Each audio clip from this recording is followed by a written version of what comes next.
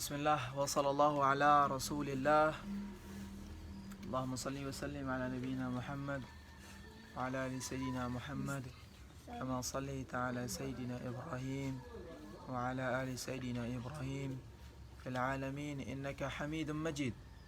Wa barik ala sayyidina Muhammad wa ala ali sayyidina Muhammad kama barakta ala sayyidina Ibrahim wa ala sayyidina Ibrahim fil alamin innaka Hamidum Majid. Alhamdulillah, kita panjatkan puji syukur kita kepada Allah Subhanahu wa taala. Sore hari ini Allah masih memberikan kita kesempatan untuk sama-sama belajar kitab Arba'in An-Nawawiyah dengan sama-sama mengkaji kandungan yang terdapat dalam hadis Rasulullah sallallahu alaihi wasallam. Kemudian salawat dan salam semoga selalu tercurahkan kepada junjungan kita Nabi besar Muhammad sallallahu alaihi wasallam. Semoga kelak kita termasuk dari umat beliau dan juga orang-orang yang mendapatkan syafaat dari beliau. Amin ya.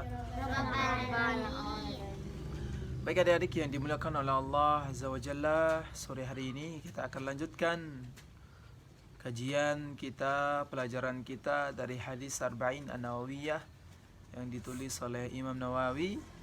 Sekarang kita akan membahas hadis yang ke-20. Silakan buka hadisnya, hadis yang ke-20. Qala al-musannifu rahimahullah. Ya.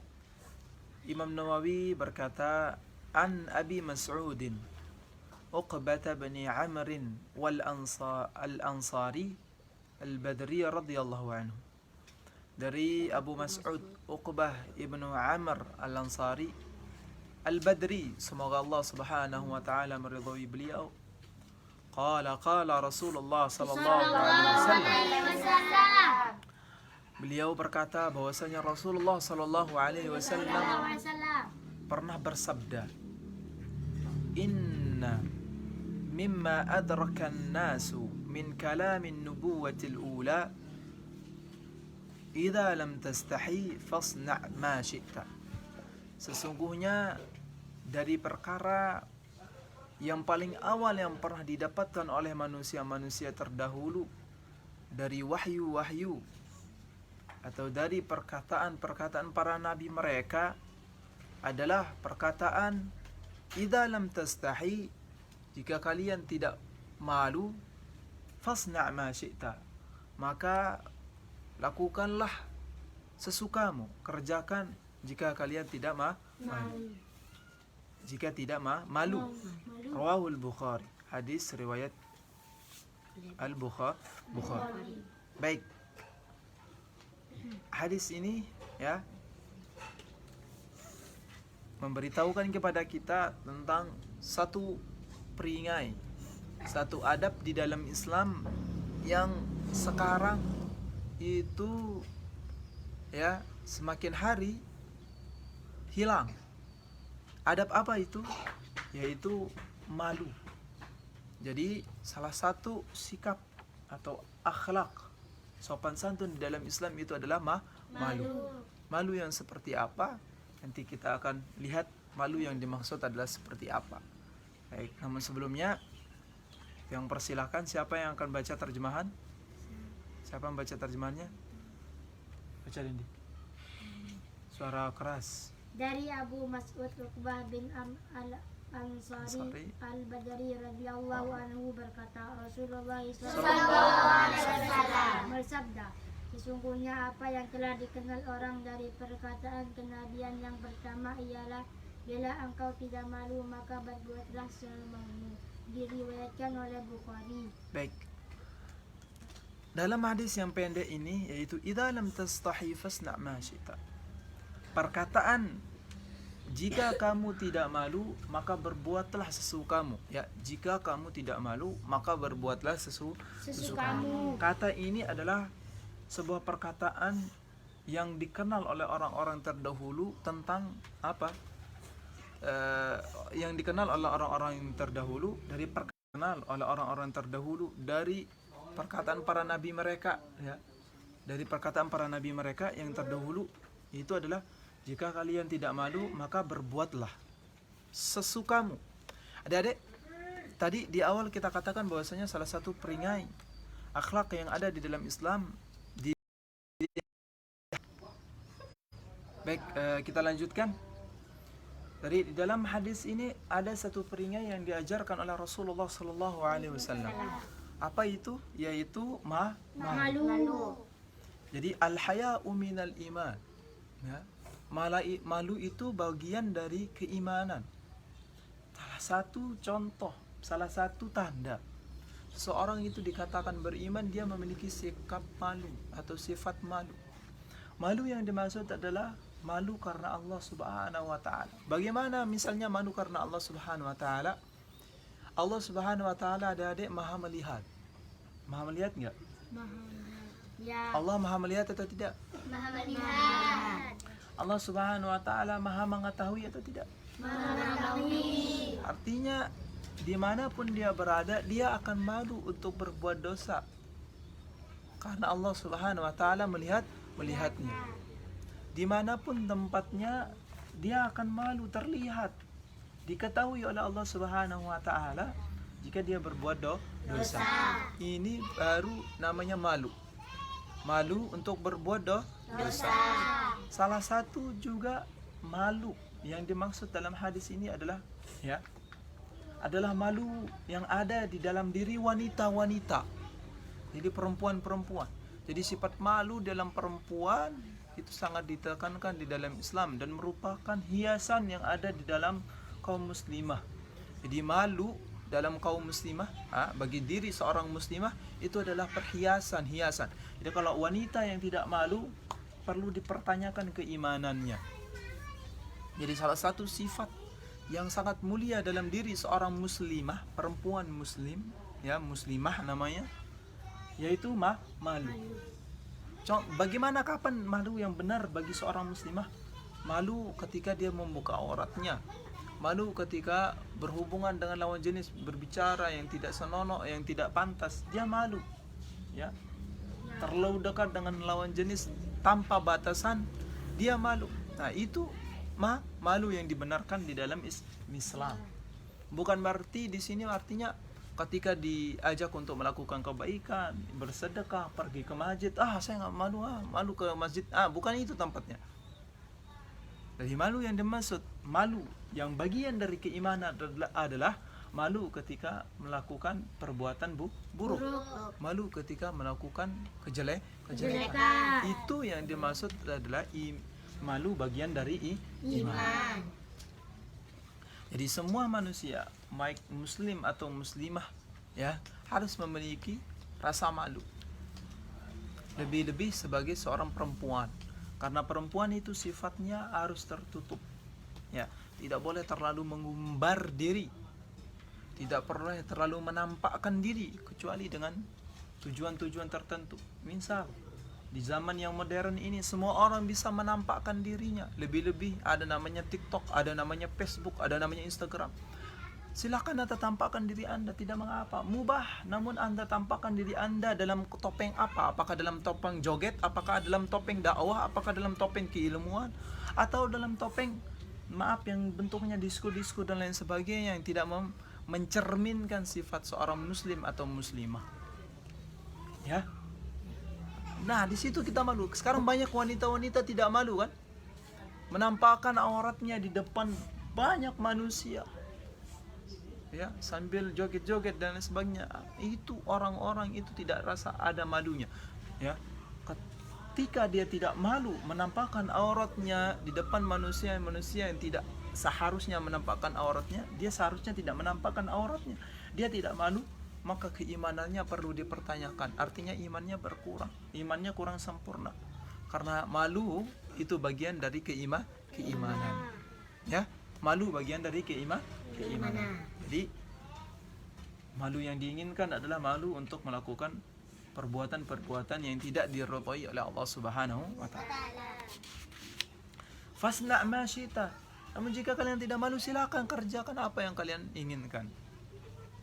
Silakan kerjakan apa yang kalian inginkan. Jadi Allah Subhanahu wa taala tidak marah. Silakan buka aurat.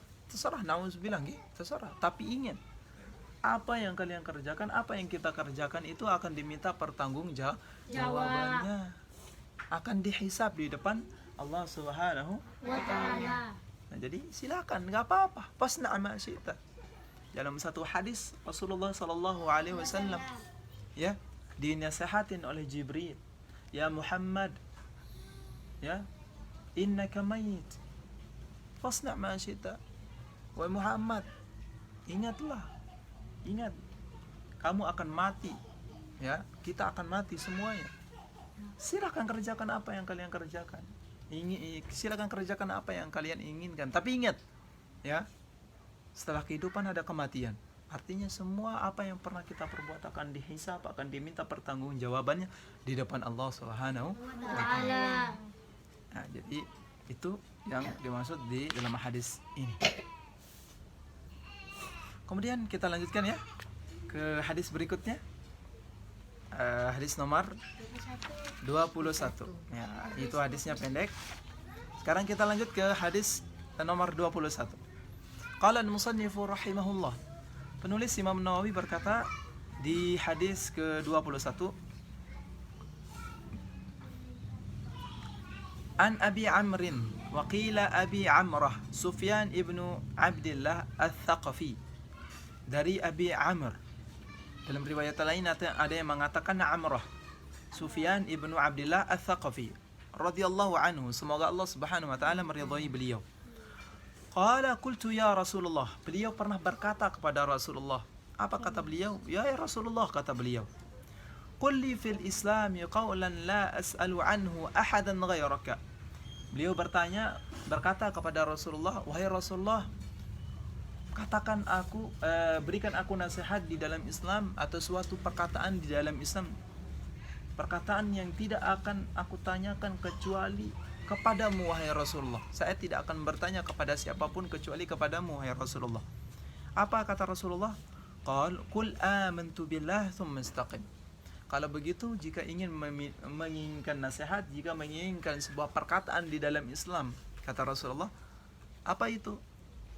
Beliau bersabda, Qul amantu billah, katakanlah bahwasanya aku beriman kepada Allah Subhanahu wa taala, tsumma istaqim, dan istiqamalah, tetaplah di dalam ketaatan. Rawahu Muslim. Hadis diriwayatkan oleh Imam Muslim. Silakan Nita baca terjemahan. Ada yang menyebutnya Abu Amrah Sufyan bin Abdullah radhiyallahu anhu berkata, wahai Rasulullah, katakan kepadaku suatu ungkapan tentang Islam yang tidak akan aku tanyakan kepada orang lain kecuali hanya kepadamu. Rasulullah bersabda, katakanlah amantu billahi, aku beriman kepada Allah, kemudian istiqomahlah. Diriwayatkan oleh Muslim. Baik. Di dalam hadis ini, adik-adik, hadis yang ke-21 ini ya menjelaskan kepada kita tentang yang pertama, yaitu Rasulullah SAW memerintahkan kepada kita untuk beriman kepada Allah Subhanahu wa taala. Jadi orang ini datang tadi, siapa namanya? Amr. Atau ada juga yang mengatakan beliau adalah Amrah Sufyan ibnu Abdillah. Ketika beliau datang kepada Rasulullah, ya, beliau meminta nasihat atau beliau meminta suatu perkataan yang ada di dalam Islam yang sangat simpel, yang sangat memiliki makna yang luas, ya. Kemudian beliau ingin cukup dengan perkataan itu dan tidak akan menanyakan siapapun kecuali Rasulullah. Kemudian Rasulullah memberikan sebuah statement atau ungkapan atau nasihat kepada beliau. Apa nasihatnya? Amantu billah. Katakan aku beriman kepada Allah Subhanahu wa taala. Apa artinya iman kepada Allah? Amantu billah. Artinya iman kepada Allah adalah aqarartu billah.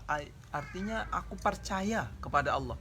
Kali kita itu ketika meyakini dan mengimani Allah Subhanahu wa taala artinya percaya Allah ada enggak? Percaya enggak ada Allah? Percaya. Setelah kita percaya, kita yakini. Wasaddaqtu bihi. Kita percaya kemudian kita yakini. Setelah kita beriman kita yakini. Yakini. Jadi tidak sebatas perkataan doang. Ya.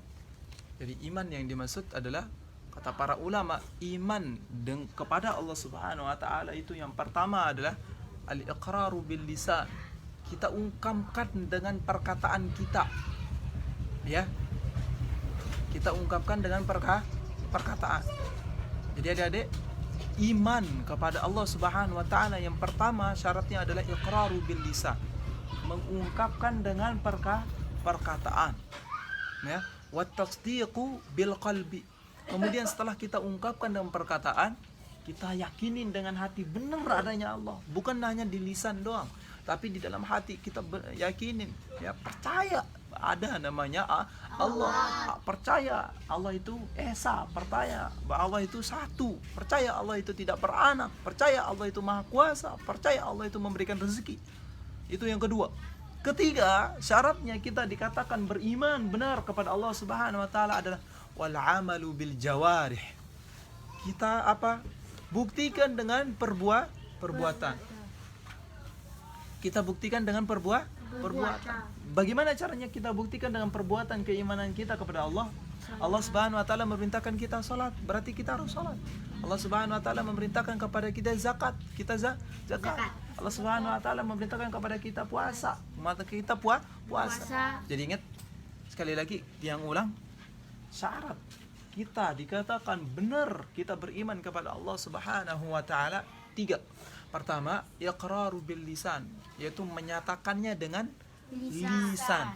Kita katakan asyhadu an la ilaha illallah, itu dengan lisan dulu. Aku bersaksi bahwasanya tiada Tuhan yang berhak disembah selain Allah Subhanahu wa taala. Itu yang pertama. Yang kedua tadi apa? Tasdiqum bil qalbi, meyakininya dengan hati. Jadi tidak semata di lidah, ya. Sama, ya, ketika orang jatuh cinta, ya, tidak cukup dengan mengatakan I love you. Ya, tidak cukup, tapi butuh pembuktian, ya. Hatinya selalu ke dia dan dia. Cukup sampai situ? Tidak. Ketiga apa tadi? Al-amalu bil jawarih. Pembuktian dengan perbuatan. Bagaimana pembuktiannya? Dengan melakukan ibadah-ibadah yang diperintahkan oleh Allah Subhanahu wa taala. Ya, salat, zakat, puasa. Allah Subhanahu wa taala perintahkan itu semua. Akhlak, sopan santun, berkata yang baik, tidak sombong, tidak dengki, tidak menggibah. Semua itu perintah Allah Subhanahu wa taala. Itu bukti kalau kita beriman kepada Allah. Pun juga ketika seseorang jatuh cinta kepada seseorang, ada pembuktian. Iya, apa katanya? Lautan akan ku seberangi, ya, gunung akan aku daki. Itu kan katanya. Ya, jadi butuh pembuktian. Yang cemas ini curiga saya. Oh, udah pada balik ya berarti. Ya. Jadi gitu, butuh pembuktian. Tidak hanya sebatas di lidah ataupun di hati. Cukup sampai situ tidak. Setelahnya ada pembuktian. Kadang dia dikasih hadiah, dikasih coklat, dikasih lain sebagainya kan. Enggak, ini pasangan halal, bukan, saya udah kasih tahu kan, bukan pasangan yang tidak sah. Artinya dulu kita pernah bahas, Allah Subhanahu wa taala katakan apa? La taqrabuz zina. Jangan pernah dekatin yang namanya zina. Dekatin saja, ya. Nyobain saja tidak boleh. Apalagi langsung terjerumus kepada yang namanya zina. Apa artinya yang seperti yang namanya dekatin zina? Yang menjerumus atau pintu-pintu yang menuju ke zina seperti apa? Berdua-duaan, nauzubillah, pacaran, nauzubillah, itu bisa, ya, menjerumuskan orang kepada zina. Ala kulli hal, yang dimaksud oleh iman kepada Allah Subhanahu wa taala tadi adalah mengucapkannya dengan hati, kemudian meyakini dengan mengucapkannya dengan lisan, meyakininya dengan hati, kemudian membuktikannya dengan perbuatan. Itu yang diperintahkan oleh Allah Subhanahu wa taala melalui Rasulullah sallallahu alaihi wasallam.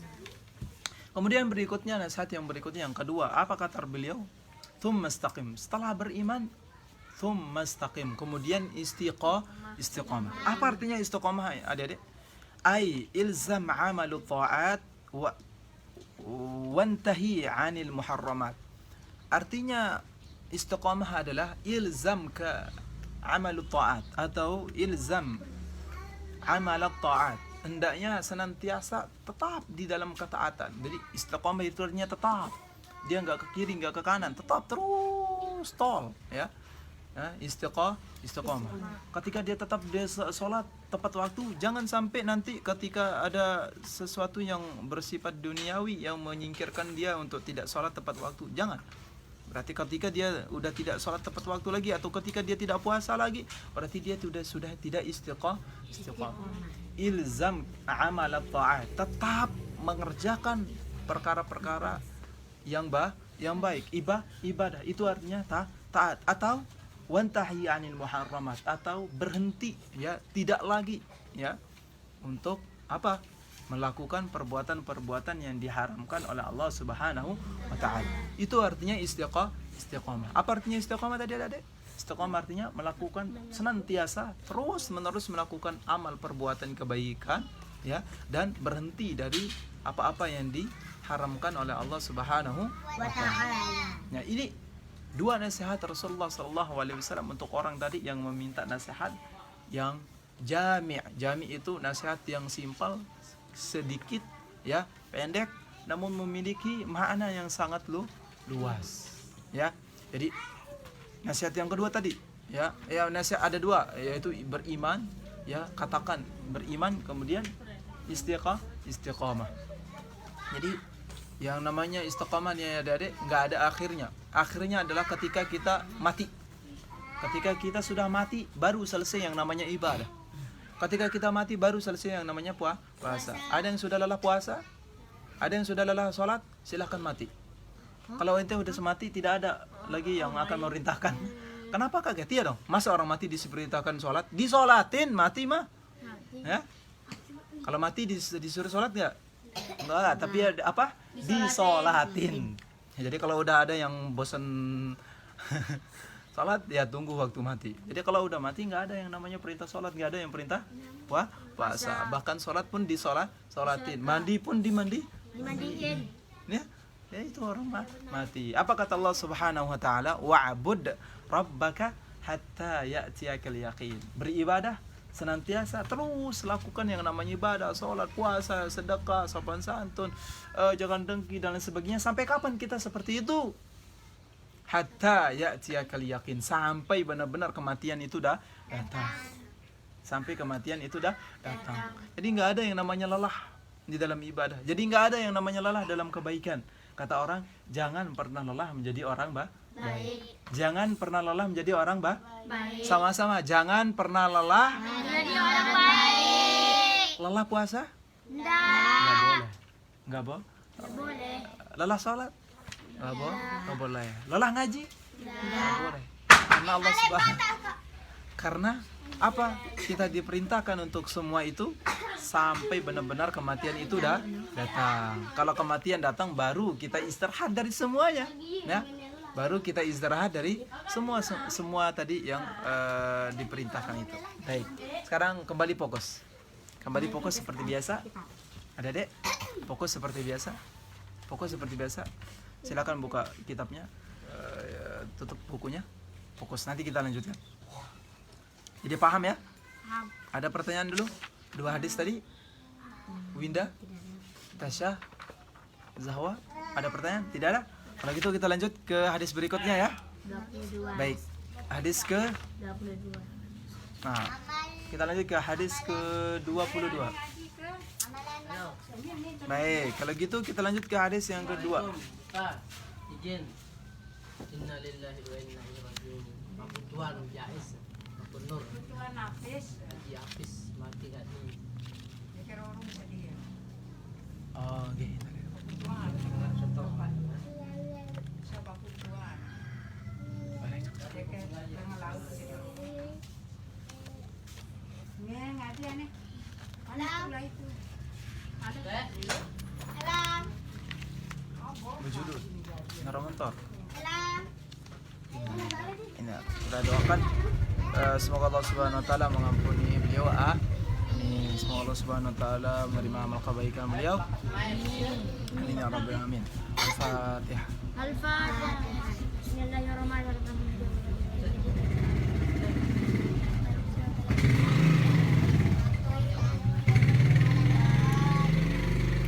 Baik adik-adik, kita akhiri dengan hadis yang ke-22 ya, sebentar ya. Hadis yang ke-22 yaitu qala al-musannif rahimahullah, Imam Nawawi ya melanjutkan hadis beliau, hadis yang ke-22. An Abi Abdullah Jabir bin Abdullah Al-Ansari radhiyallahu anhuma. Dari Abu Abdullah Jabir ibnu Abdullah Ansari, semoga Allah Subhanahu wa taala meridhai mereka berdua. Anna rajulan sa'ara Rasulullah sallallahu alaihi wasallam. Kata beliau, suatu hari ada seseorang yang bertanya kepada Rasulullah, datang kepada Rasulullah. Apa yang beliau tanya orang tadi ya? Faqala ara'aita idza shallaitul maktubat. Wahai Rasulullah, katanya, bagaimana pendapatmu jika aku mengerjakan salat 5 waktu? Wasumtu Ramadan, dan aku berpuasa pada bulan Ramadan, kata beliau. Orang ini ya bertanya kepada Rasulullah. Wa ahlaltul halal, dan aku meyakini ya, dan aku menghalalkan apa yang Allah Subhanahu wa taala halalkan.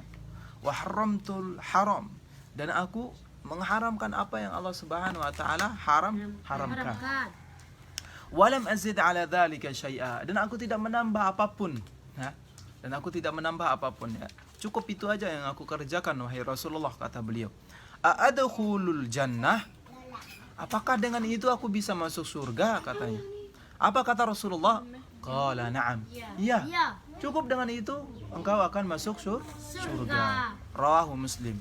Kemudian lanjutnya, wa ma'ana haramtul haram, kata Imam Nawawi, yang dimaksud aku mengharamkan apa yang Allah Subhanahu wa taala haramkan adalah ijtanabtuhu mu'taqidan hurmatuhu. Aku tinggalkan karena aku yakin karena itu adalah sesuatu yang haram.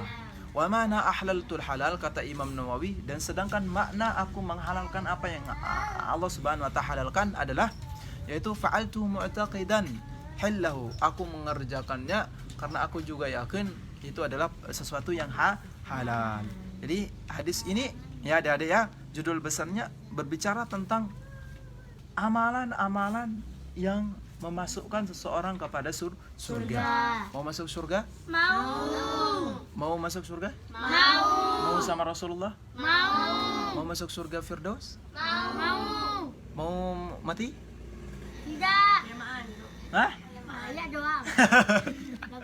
Mau masuk surga? Mau. Mau masuk surga? Mau masuk surga Firdaus? Mau bersama Rasulullah? Mau mati? Yuk, kalau nggak mati nggak masuk surga kita.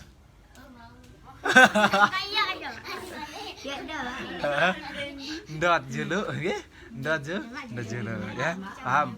Jadi adik-adik, di dalam hadis yang tadi kita baca itu beberapa amalan yang dapat menghantarkan seseorang kepada surga. Baik, siapa yang baca terjemahan? Siapa yang baca terjemahan? Siapa yang baca terjemahannya? Siapa baca terjemahan? Nggak boleh tunjuk-tunjuk. Baca. Dari Abu Abdullah Jabir bin Abdullah Belian. radhiyallahu anhu menerangkan, Ah. ada seorang laki-laki yang bertanya kepada Rasulullah Sallallahu alaihi wasallam. Dia berkata, bagaimana pendapatmu jika aku telah mengerjakan sholat wajib, Nah. berpuasa Ramadan, menghalalkan yang halal dan mengharamkan yang haram, dan aku tidak menambahnya dengan suatu apapun. Apakah aku bisa masuk surga? Beliau menjawab, ya, diriwayatkan oleh Muslim. Kemudian Makna mengharamkan yang haram adalah menjauhinya, sedangkan menghalalkan yang halal berarti melakukannya dengan penuh keyakinan dan kehalalannya. baik adik-adik. Hadis yang ke-22 ini tadi sudah kita katakan bahwasanya hadis 22 ini berbicara tentang amalan-amalan ya yang memasukkan seseorang kepada surga. Tahu bagaimana surga, Adik? Tidak. Tahu ada apa di surga? Tidak tahu. Hah? Tahu bagaimana luasnya surga, Adik? Tidak. Tidak tahu?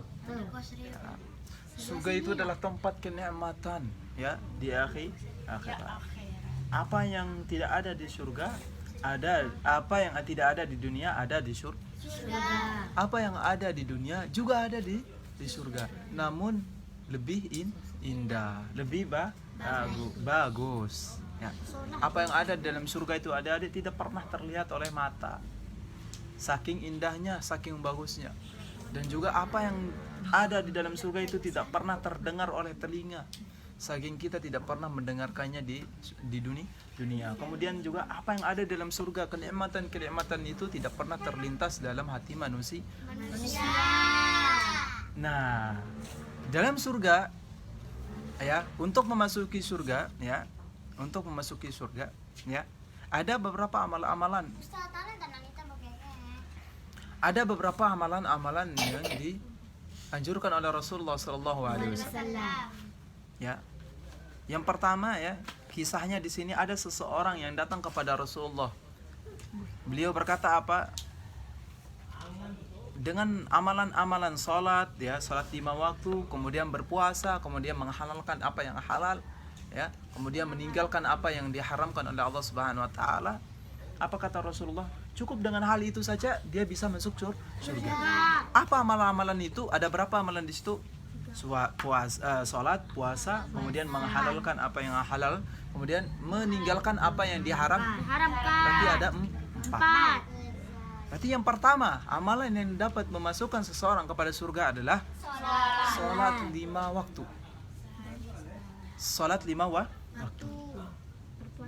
Jadi salah satu fadilah, salah satu hadiah yang disiapkan oleh Allah Subhanahu wa taala bagi orang-orang yang senantiasa mengerjakan salat 5 waktu adalah surga. Surga yang tadi kita jelaskan tidak ada yang seperti itu ya. Tidak pernah terlihat tidak pernah terlihat oleh mata manusia di dunia. Kenikmatan yang ada dalam surga itu semuanya indah. Semuanya ada. Yaitu dengan salat. Kerjakan salat 5 waktu. Dan salat juga merupakan rukun Islam. Saking pentingnya salat adik-adik ya. Dia di urutan keberapa? 2. Urutan yang kedua. Setelah syahadat, kemudian berikutnya salat. Ini ibadah, perbuatan. Nah, tadi kita jelaskan ya, iman itu tidak hanya di lidah. Setelah di lidah kita di hati meyakini. Setelah di hati baru kita buktikan. Ada buktinya perbuatan. Nah, perbuatan itu salat. Nah, jadi orang-orang yang mengatakan saya beriman kemudian tidak bersolat, nah perlu dipertanyakan dia. Jangan-jangan Islam KTP. Jangan-jangan dia cuma numpang nama Islam doang. Ya. Jadi selain Allah Subhanahu wa taala menyiapkan bagi orang-orang yang mengerjakan salat adalah surga, juga Allah Subhanahu wa taala mengancam orang-orang yang tidak salat juga baginya neraka. Ma salakakum fi saqar? Apa yang menyebab kalian masuk neraka? Kata Allah Subhanahu wa taala menceritakan orang-orang yang berada di dalam neraka. Salah satu sebabnya adalah lam nakum minal musallin. Kata mereka, orang-orang yang berada di neraka itu mengakuin karena mereka dulu tidak pernah sholat. Jadi salah satu yang menyebabkan orang yang tidak masuk neraka, tidak masuk surga, masuk neraka adalah sebaliknya, itu tidak sholat. Kalau sholat masuk surga. Kalau tidak sholat masuk neraka. Jadi itu ya. Mau sholat ataupun tidak sholat ada balasannya. Nah, sekarang tinggal pilih ya. Kita punya pilihan ya. Mau sholat atau tidak. Kalau sholat surga, kalau tidak neraka. Jadi tiap ngarap pada adik sudah ya, jangan sampai ada yang bolong-bolong lagi ya. Nggak ada yang bolongan, jangan sampai dimarah-marahin baru sholat. Silakan kerjakan langsung.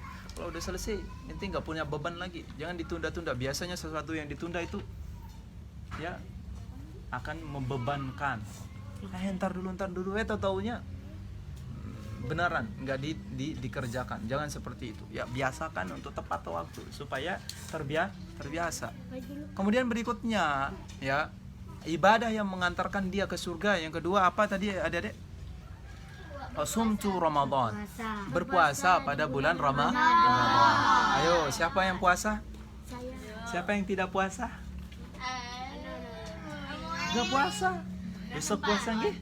Jadi salah satu yang mengantarkan orang ke surga apa Dede? Puasa Ramadan. Puasa Ramadan juga termasuk rukun Islam.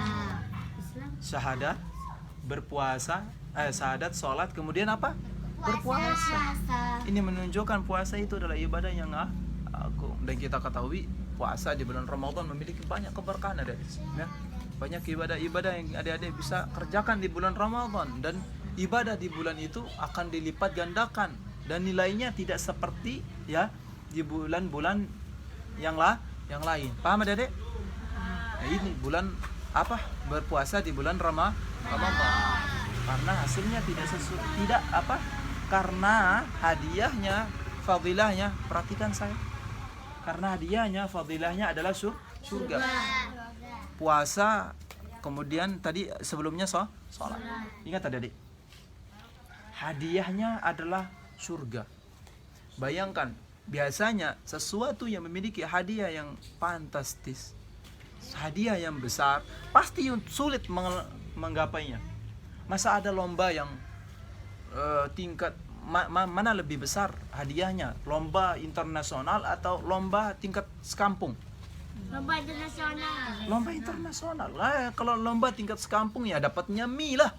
Kalau lomba internasional dapatnya mobil BMW. Sama seperti hadiah yang diberikan Allah Subhanahu wa taala. Inti mau surga juga butuh perjuangan, ya, butuh bangun ya, pagi dan lain sebagainya. Butuh melawan rasa malas, butuh. Karena apa? Karena hadiahnya, rewardnya surga dari. Jadi sesuatu yang hadiahnya besar butuh perjuangan yang besar juga. Ya. Jadi sesuatu yang hadiahnya besar butuh perjuangan yang besar juga.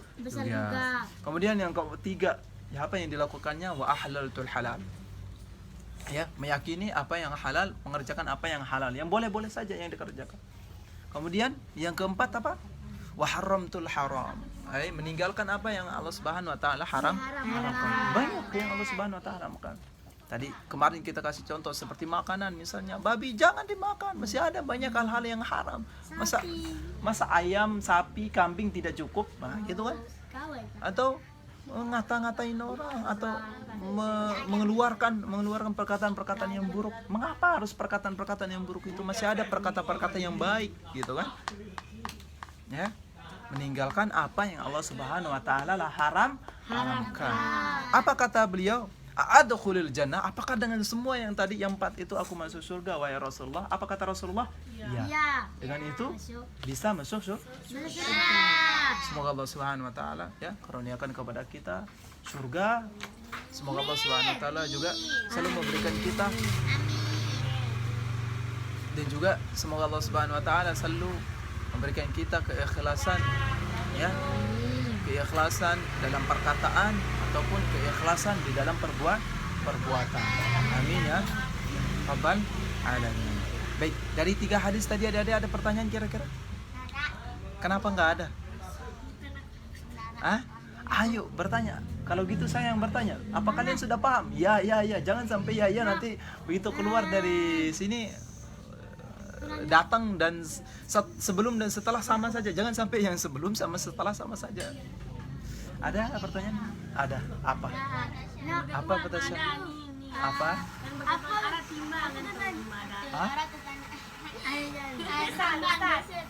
Oh iya.